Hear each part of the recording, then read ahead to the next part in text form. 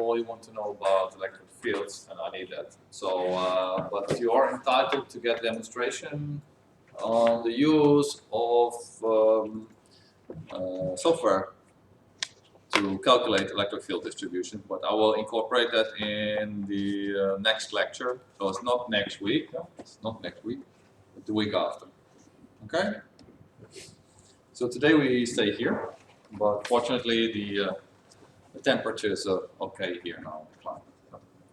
Before I proceed with where I left off last week, just the following thing. I passed something. I have something passed around.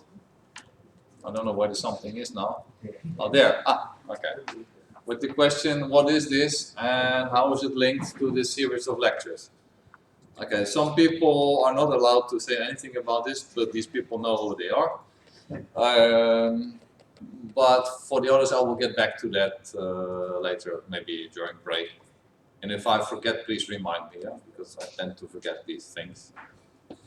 Another thing, suppose, I don't know why, but suppose you put me on an insulator, and then you apply, let's say, a couple of hundreds of kilovolts to me. Would that be bad for me? It sounds a bit weird, but wouldn't be bad for me. No, why not? There is an insulating. I mean, you are sending on some insulation, so the circuit is not getting completed, so you don't feel the current. So it's okay. So there's no. Let's hope this is a very good insulator, with very high resistance. Yeah. So it means, well, as long as there's no current going through my body, I'm safe. So in that respect, you're right. But we also know that right now, I think we should have learned that from last time. Any sharp points, small radius of curvature on any electrode. I know I'm not an electrode, but I'm 70% water, so I'm as close as you can get to an electrode. Any sharp points will give field enhancement. Yeah. And for instance, my nose or my fingers, if I stand like this, we have high fields here. And if the field is sufficiently high, we will get local breakdown in the air, which is called corona. I never tried that, but I guess it's not so good for me. So it's not as simple as you think. You need to have a potential difference across your body in order to get a current. But if the field is high enough, this can happen. But more about this much later in the series of lectures. Okay, one more thing. This should be very, very simple. Okay, the floor here, let's suppose it's just ground potential. And somewhere in this room, or for instance there, the projector is at high voltage. So the highest field is close to the projector. This is statement, and the field here on the floor is 0. Is this a correct statement? I see somebody nodding no. Why not? We saw what last time in the lab. Yeah. Measurements close to the source. Yeah. So the fact that something is at ground potential doesn't tell you anything about the electric field there. Because what do you need to have an electric field? A change in potential. So if there's a strong change in potential going from 0 to some other value, then there's a field. So 0 voltage is not 0 field. This is it's very basic, but very important to realize. Because once you realize this, you see that also the grounded objects, for instance, in the high voltage lab, may give rise to field enhancement and thus to problems. So don't make the mistake that for high fields you always look up there to the high voltage. So, Okay, now we move on. Last time I must have spent a lot of time on the exact methods for calculating electric fields.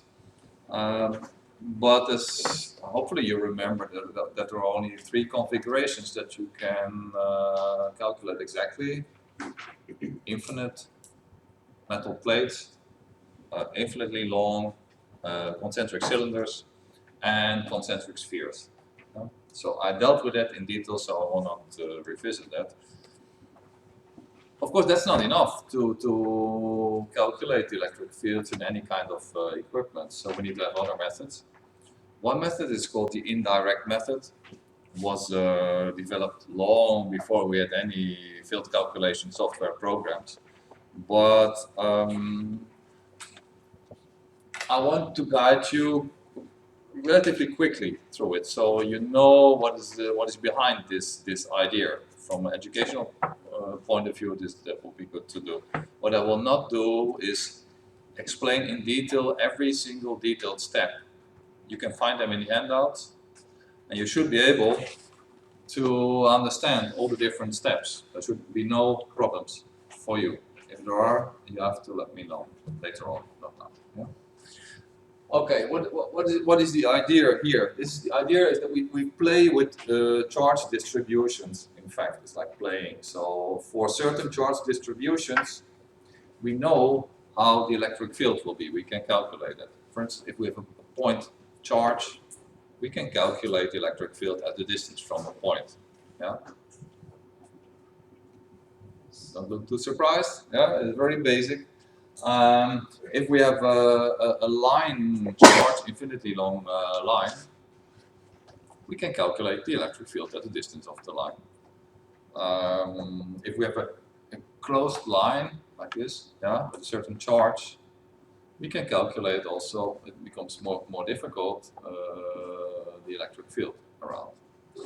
So we have a number of simple charge configurations for which we can calculate the field. Now suppose that for a more complex situation, you might use a superimposition of several individual charge configurations that you know. And one of these I'm going to explain to you now. Suppose that we have 2 high voltage lines, not cables, high voltage lines at a certain distance. And we want to know what is the electric field in between. There's no exact method that you can think of, I think, or I can't. No. So what we're going to do is we're going to calculate the electric field of 2 line charges. One line charge here, one line charge there. So we get 2 electric fields that at some point in space need to be superimposed. Yeah, vectorial superposition. Yeah, and this is how it's going to be.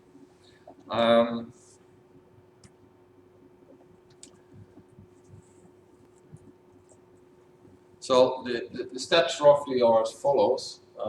So now we have two wires, 2 parallel cylinders, so to speak. Yeah? So we mimic them by using 2 line charges, which both cause a cylindrical field. A line charge causes a cylindrical field. Can you grasp that? Yeah. Okay. Good. So, and the resultant field is calculated by superimposing the fields of the 2 line charges, as I said. As a result, you will see in a moment that we get equipotential cylindrical planes between these line charges, and 2 of these cylindrical planes are then replaced by cylindrical electrodes. Yeah, it's close.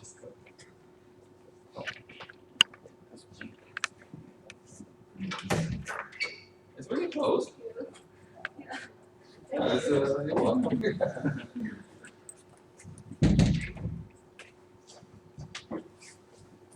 So very simple drawing. We start with this.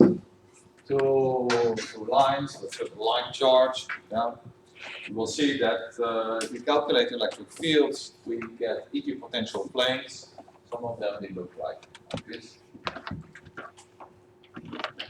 And then in the last step, we replace the two cylindrical planes by cylindrical electrodes, which are really the two lines that we have.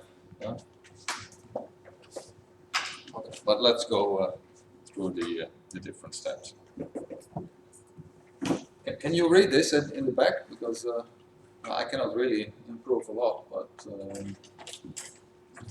so you see an x and a y-axis there. You see a line charge with line charge density rho to the right there. Yeah. So first we look at one line charge. Yeah. So the line is perpendicular to the blackboard. Yeah. And we assume that the line is at the position A from a certain zero plane. Yeah. Now we can calculate the electric field in a point P at a certain radius, a certain distance from the line charge. We can use Gauss's law, as you can see there. The surface integral of d dA equals epsilon E times 2 pi r L. And 2 pi r is the circumference of this circle. And what is L? A length, a piece of length L that we consider, which is perpendicular length L of the line. Or you could say epsilon E 2 pi r equals rho. So now we can calculate the potential in point P by just integrating the electric field from it's a strange sign there. From A, yeah, sorry. From small a to small r, which is really the point at circle where we have P. And so we get the potential in P finally equals rho divided by 2 pi epsilon logarithm of A divided by R. So we can calculate thus the potential in any point P at the distance, certain distance of the line charge. So we see that we have a equal potential plane around the line charge, which is cylindrical. Yeah? You see that? Okay. Now there's another line charge. We have two lines here. So at the other end, left of the zero plane, we have another line charge. Let's suppose it has a charge density minus rho. And again, this charge density gives you a certain electric field in point P, which is to the right. So now we get the superimposition of the potentials due to line charge rho and line charge minus rho.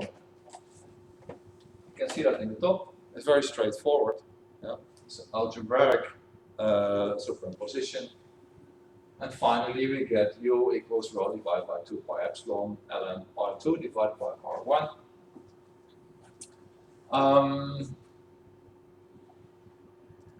Okay, I will skip a few steps now because we can now deduce what is the shape of equipotential lines now in this situation. And we can see that the equipotential lines, I'm going to skip through these things as I said, we can see that the equipotential lines look like this. They are all circles. Yeah? You see also some lines, but don't focus on them. You see all the circles, these are equipotential lines. Yeah? And this is what you can calculate in the steps before. And you see that the center point of these equipotential lines, of these circles, changes position. Yeah? You see, it's not only the center of the line charge, but when I go away from the line charge, the center position of the equipotential planes moves to the right, for the right. We get something which is completely similar, but mirrored in the zero plane for the other line charge. So this is the kind of equipotential lines that we get. Yeah.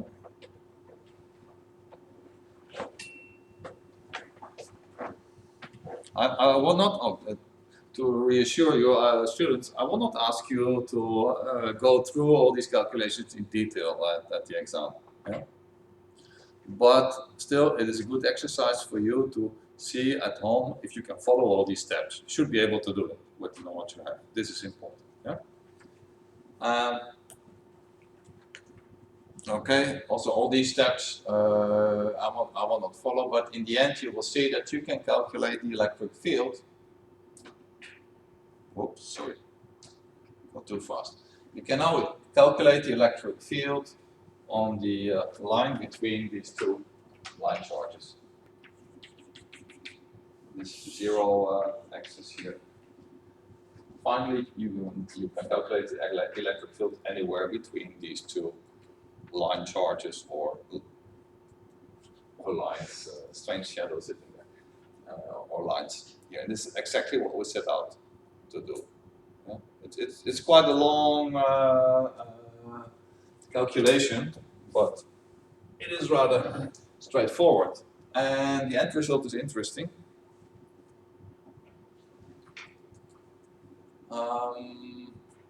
Finally, wait, not this. Here we are. Finally, we can calculate the maximum electric field in this configuration. Where do you think it will be? So we have two lines, metal lines here. Where do you think we have the maximum electric field? Sorry? Any idea? In the middle? Here? Yeah? Near the greater group. At the conductors here, at the smallest radius of curvature. Again, so that's the simple thing to remember. So here we have E max.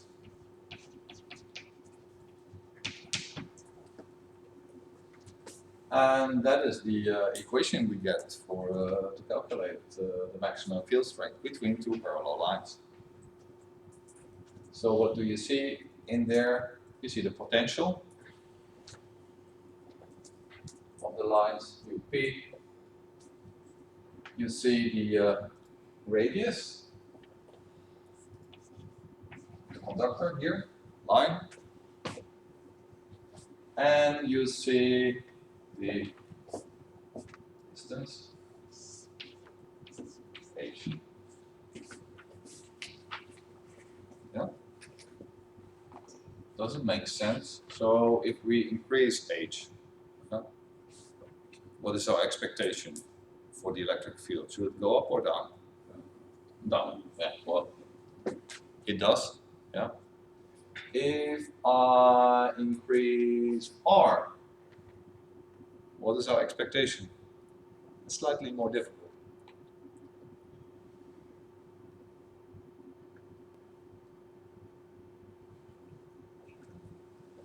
Make them larger. Okay, you could argue that you make the sharp point less sharp, so that reduces the field. But at the same time, these distances are going the same. Get something like this then. This one is okay, but this distance decreases. So again, here should be some kind of an optimum, yeah? And you can see that because the R is in the numerator and the denominator there, yeah? Okay, now I'm going to do something, well, not funny, but I'm going to rotate this situation 90 degrees. When we get a plane like this, conductor here, conductor there, yeah, do it, why not? Nothing changes, I only rotate.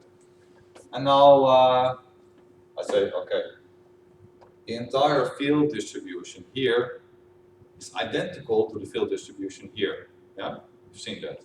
So I don't care about what's happening here. First step. Now another step. Now I say, okay, let's assume this is the line in the middle, was an equipotential line. How did it look like? To remind you. It's a straight line. Yeah. Or in fact you could say a circle with an infinite radius. Yeah? You see that? Just in the middle there's a straight line. That's really the mirror line also. So in the middle I have a straight equipotential line. That's interesting, because that we can use that. If this is an equipotential line, yeah, I can put it at zero potential. Yeah, why not? Ground. So now I say, okay, this is Earth's surface. Yeah. So what do we have now? We have Earth's surface, and we have a line there at a certain height, certain radius, or well, a high voltage line, H meters above ground. Yeah. So in fact, with that simple formula there, we can get the first indication of what is the electric field at the high voltage conductor in the line between the tower. Yeah. Of course, the situation is a little bit more complex, but to first order, we can do that. Yeah. But you have to know how you can play with these things. Yeah. First thing again is say, okay, because this is totally symmetrical here, I don't care what's happening here. So I focus on what's happening here. Then in the middle there's a straight equipotential plane. So I can exchange that for say the electrode, flat electrode like Earth's surface. And then I can it's important that you can more or less follow these steps. Now, again, we have there this relation for the electric field, also for high voltage line above ground, as a function of, let's say, the height above ground and the radius of the overhead line. We go to higher and higher and higher transmission voltages. You all know that. I said all the way to maybe to 1200 kilovolt. So if R, the radius of the high voltage line, overhead line, and the height remain the same, means the electric field at the surface of this conductor will become higher and higher and higher and higher. And we cannot go above 2-3 kilovolt per millimeter, remember, in air, because then we have breakdown in air. So we have a challenge there in going to higher voltages. So what can we do? What can we do? Increase R, of course, we increase R.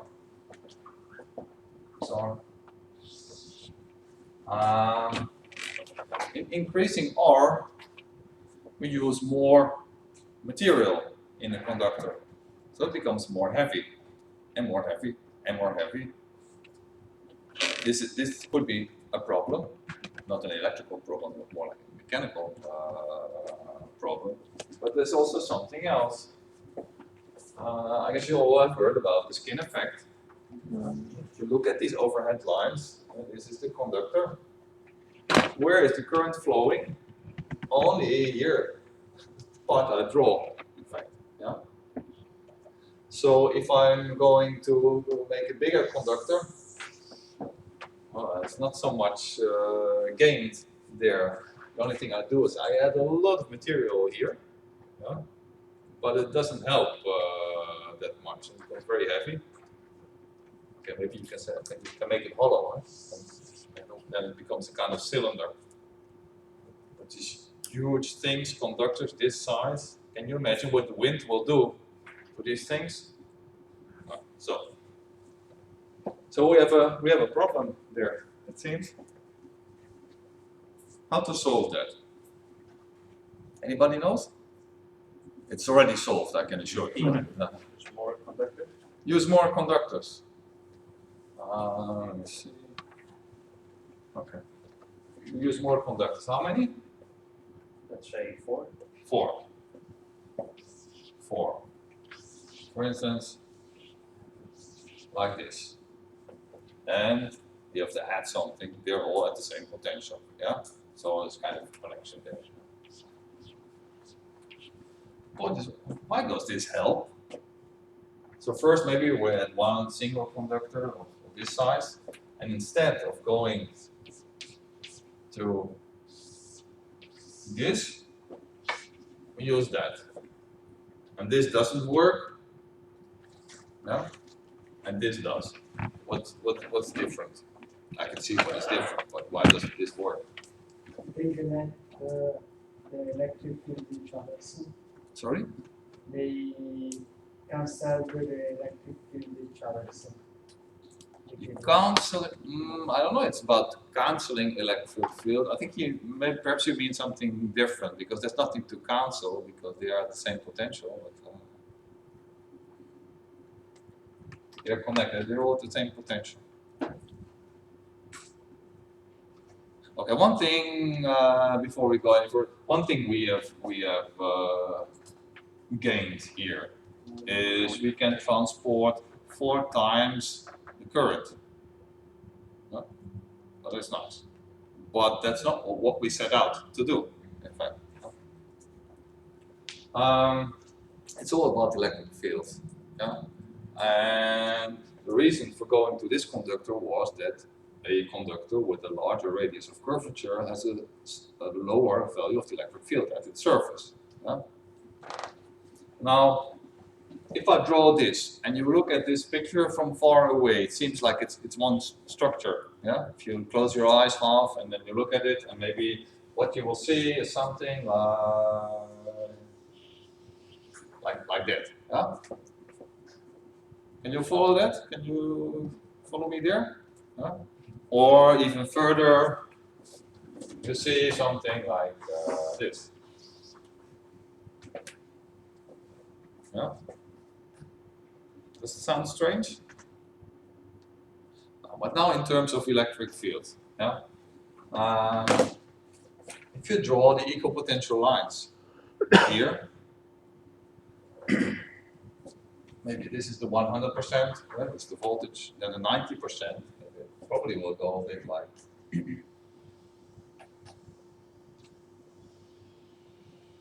this.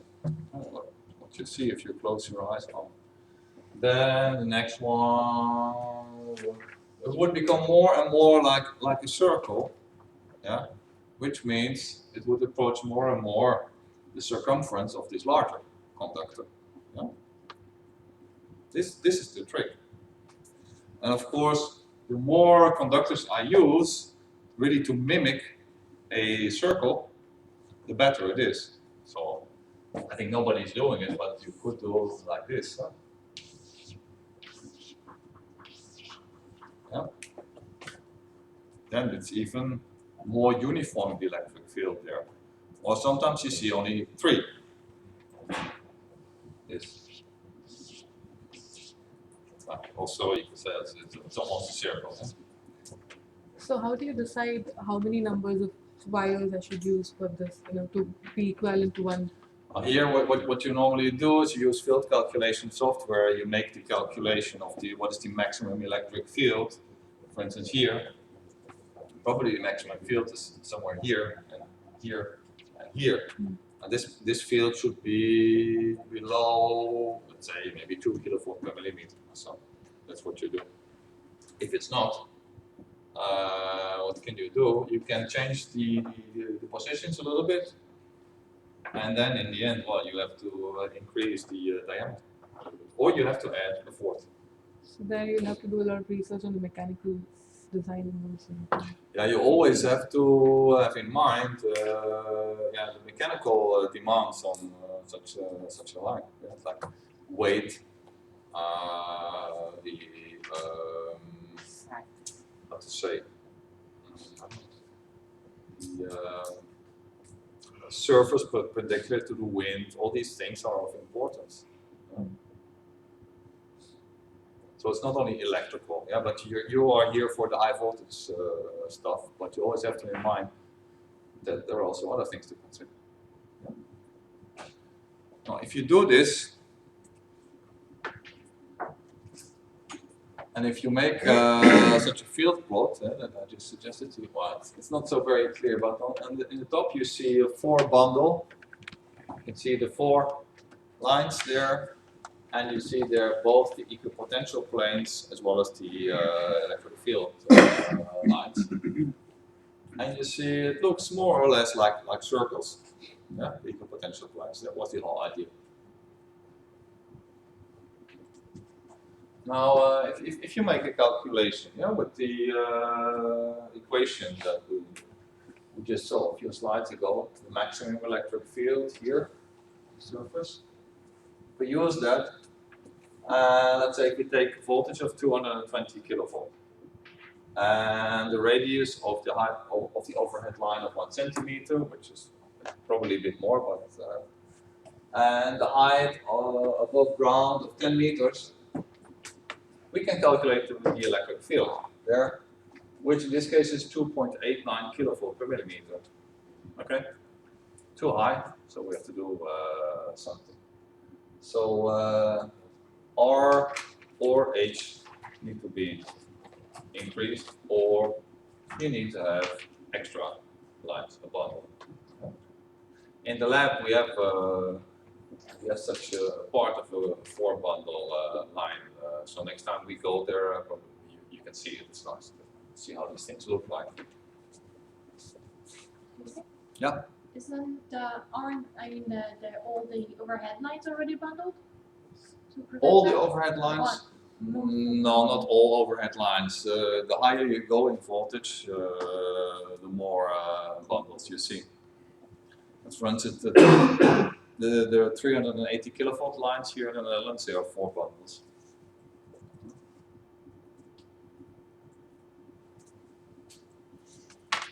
Okay. So this is an example of how to work, in fact, with charge distributions and adding the fields that they deliver together in order to get the simple equation that we have there. Yeah? Now, there have been other ways, mathematical ways of calculating electric fields. This is called separation of variables. Again, you don't have to know, I know that there's still quite some information in the book about what's behind. You can forget about that. That's not important for me anymore. What it delivers, the kind of solutions, is much more important. There are 2 which are really of interest here. Suppose you have a metal plate or a flat electrode, yeah, with or 2 plates, and then they are welded together. So there's a kind of a welding line on an otherwise flat metal electrode. You can imagine that the electric field locally will be changed due to this welding line. How much? Okay. The electric field at the tip of the welding line will be 2 times the average field around. So if you would have no welding line, you have a field E. If you have this welding line locally, you will have 2 times E. So doubling the electric field, which is quite substantial. You can also imagine that on otherwise flat metal plate, you have a small protrusion. If you have a small, in this case, small drop of solder, for instance, that's on otherwise metal flat plate. Here also we have locally field enhancement, now with a factor 3. Yeah.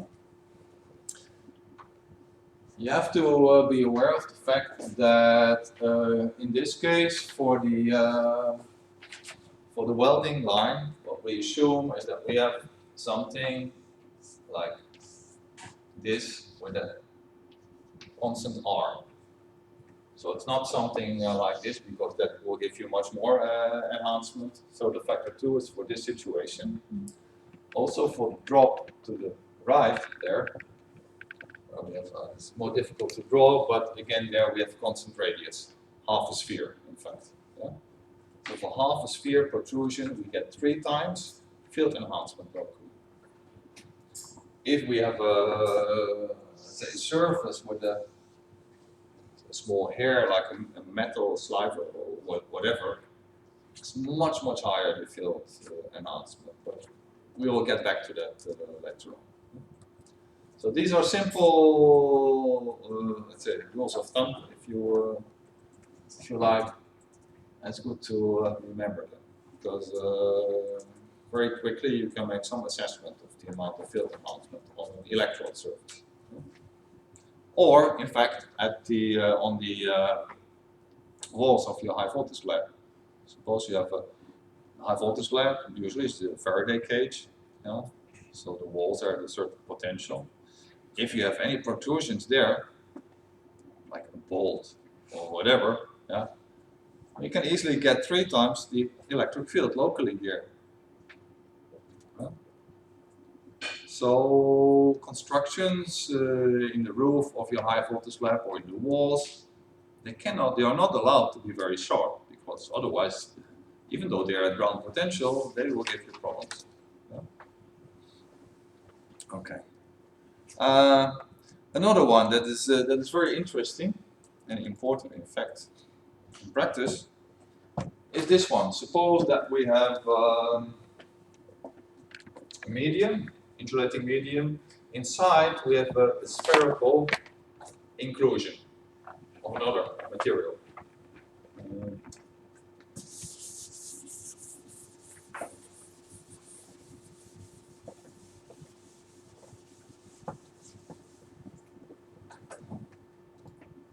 So, for instance, here a piece of material insulation in our case, and we have a sphere inside. The sphere can be anything, but it's another material. Yeah?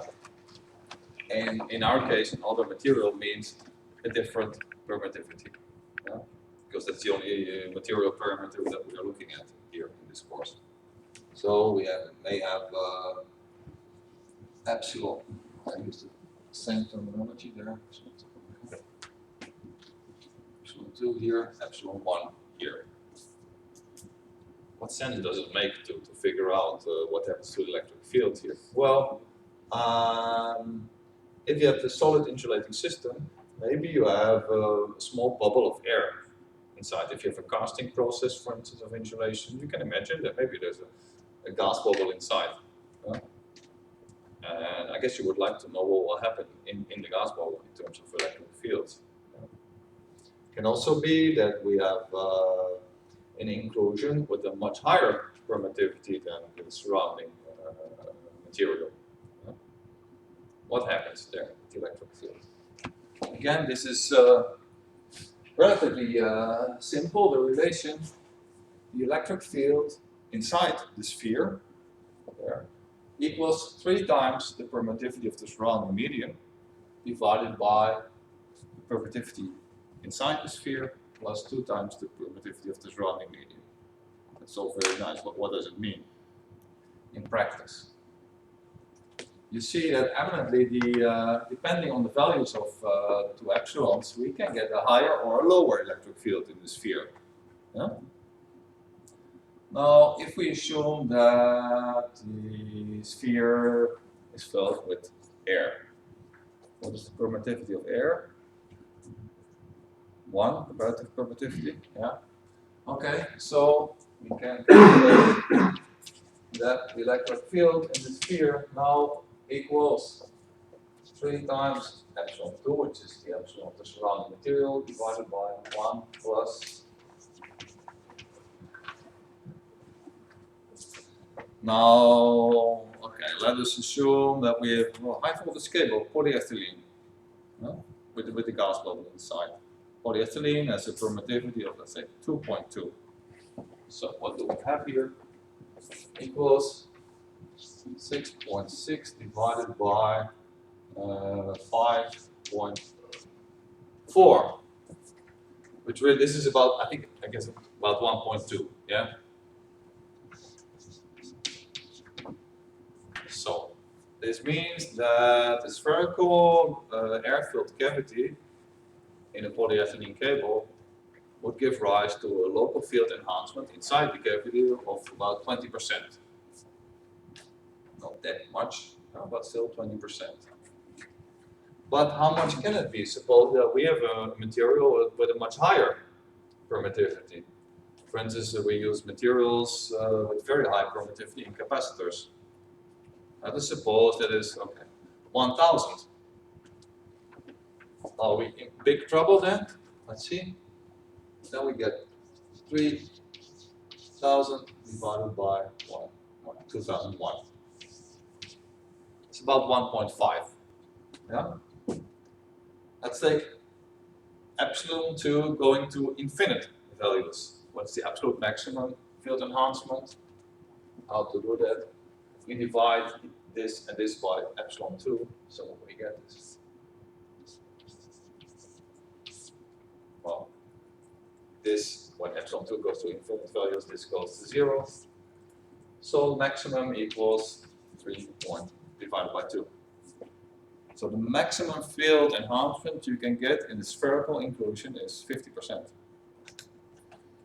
Yeah? Okay.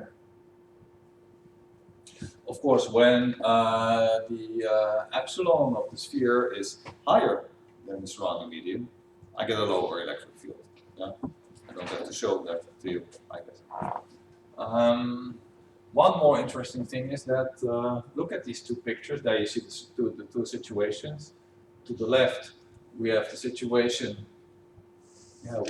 where the epsilon of the sphere is larger than the epsilon of the surrounding medium, so a lower electric field.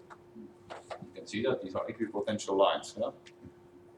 You see they are further apart inside the sphere, which means a smaller electric field. To the right, we see the other situation where the epsilon of the sphere is smaller than the epsilon of the surrounding medium, so the equipotential lines are closer together, higher electric field. Yeah? But there's something else you'll see. The electric field in the sphere is always uniform. The equipotential planes, it's not just by mistake. They're always parallel and have the same distance in the sphere. It's really something remarkable that in a sphere, the electric field is always uniform. You're not asking, but don't ask me to explain. But this is what comes out of these separation of variables. Is it clear what you need to know here? Because this has links with practice here. Yeah. So don't tell me that if we have a spherical gas field inclusion in a cable, that the electric field is enhanced by a factor epsilon. No.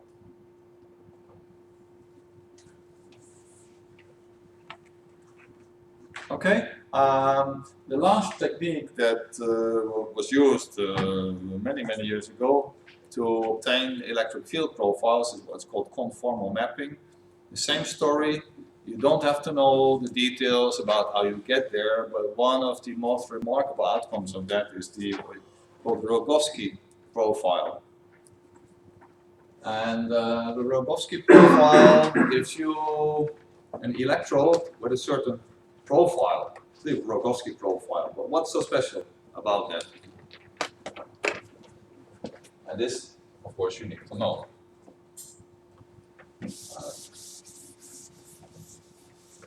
You already know that if you take two parallel plates, you have these fringing effects at the edges, yeah? And these are supposed to be parallel. So suppose we want to test a medium between the plates. We want to see how strong, which voltage it breaks down.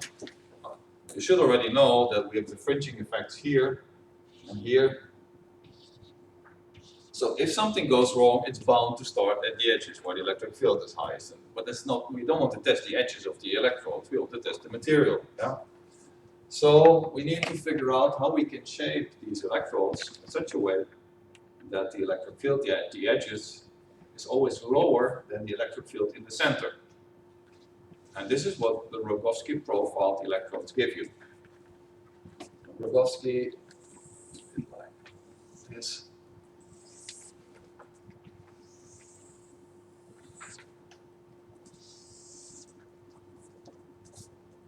This looks already different, yeah. But if you would calculate the electric field in between, you will see that the maximum is here.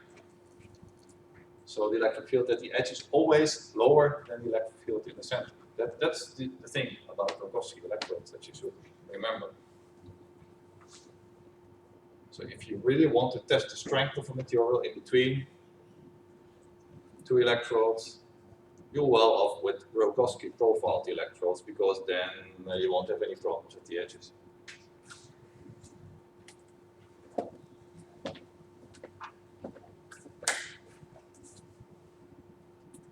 Okay, any questions about this?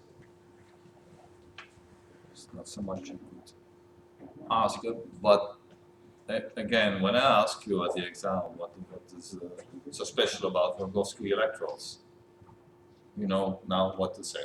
Okay. Let me see. Maybe I suggest that we have a break now. If you don't mind, I would like to keep it to 10 minutes. Of course, you're entitled to 15. So if you really want to have 15, it's okay with me.